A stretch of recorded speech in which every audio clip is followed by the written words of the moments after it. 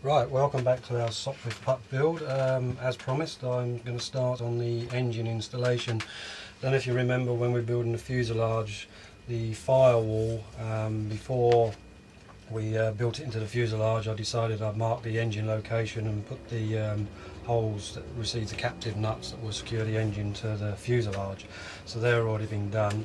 You also notice there's a hole here now.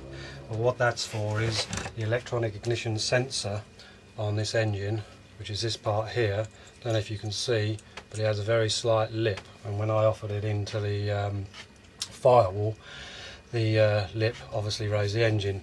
So that's been cut out to accommodate that and this cable here. So that's been done. The other thing that we've needed to have a look at as well is the mounting for the throttle linkage. On this engine, it's a bit of a precarious system with the carburetor, as you can see. If I just flick that backwards and forwards, you can see that's the throttle control, and it's side mounted. You see there, side mounted. So we can't run it conventionally straight through as we normally would. So what I've done to overcome this, I've actually decided to mount a servo with a linkage that works. I've had it all together, trying to work out how it all works, and I've got these two little ball linkages here, and basically what I've done is I've got a thread, cut it down, half goes into this one, and then we just screw the other half onto this one like here, and that gives us a nice linkage. And the idea will be that the servo will sit around here, but again not as straightforward as I thought. I've had to block it out, so I've made a wooden block where the servo will sit on the block like so. Again, this engine is inverted, so when you see it in position, that's the carburetor. The throttle linkage wants to work that way, so therefore the block will go there with the servo. So to do that, what I need to do is turn the fuselage on its side like so, secure it, and what I do, because the engine's quite heavy, I just put an old 6-volt battery on the end of the fuselage, the tail end of the fuselage, just to stop anything flicking up when I'm putting it on. So all we need to do now is get our engine in place. As you can see, this here will slot into this hole here, and all I'm going to do for the purpose of this video at the moment is I'm just going to secure the engine into place with a couple of threaded screws, and just this side will be enough just to hold it in position. This one's a bit long actually, but it's all I had to hand. These won't be the final fixing screws, they're just a couple of spares in my spare box I had to hand to do this.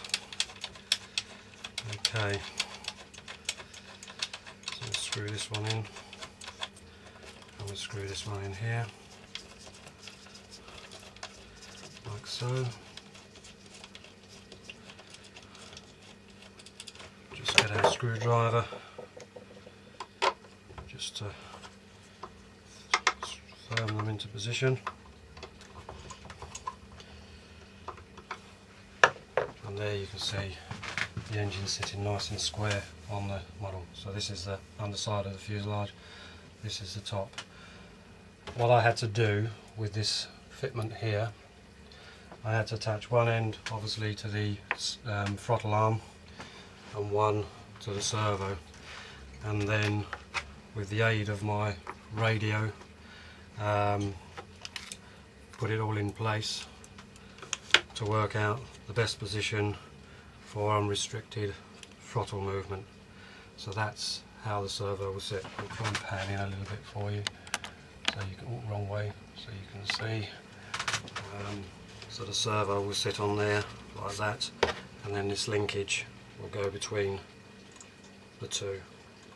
Okay, so what I need to do now is I need to get this block glued into place, which I'll be using epoxy resin, and then put the servo onto this block, screw it in. What I've done already is I've pre-drilled the holes for the servo, and then servo will sit in there. I've got two little servo brackets. If I put one, there's some little servo brackets there that the servo clips into to hold it all nicely tightly in place. Okay, so without further ado, I'll go away now and I'll glue the block on, and I'll come back to you once that's all in place, and then we can look at attaching this linkage to the servo and to the throttle linkage, and then we'll show you with the radio set up the nice free movement that we've generated. Right, the wooden block's being glued into place, and the servo, as you can see, has been attached to the wooden block. If I come round to the side here, you should be able to see, crouch down a little bit, you should be able to see that we have the servo throttle linkage connected up to the throttle as well. And if I'm very careful, sorry about the shakiness, I'll show you the operation of the throttle. That's closed, that's open, that's closed, that's open. Nice free movement, no binding of the servo, and that's what we're looking for. Okay, so if I pan back out, give you an overall view of the engine, sitting where it's intended. And what I need to do now is, as you can see, the servo leads coming down there. I probably need to drill a hole through there to route that through back into the fuselage, where it can be connected up to the receiver. Okay, just leaves for the throttle system to go down here, and I will probably put the electronic system on top of here, but that'll be for another day. Okay, thanks for watching.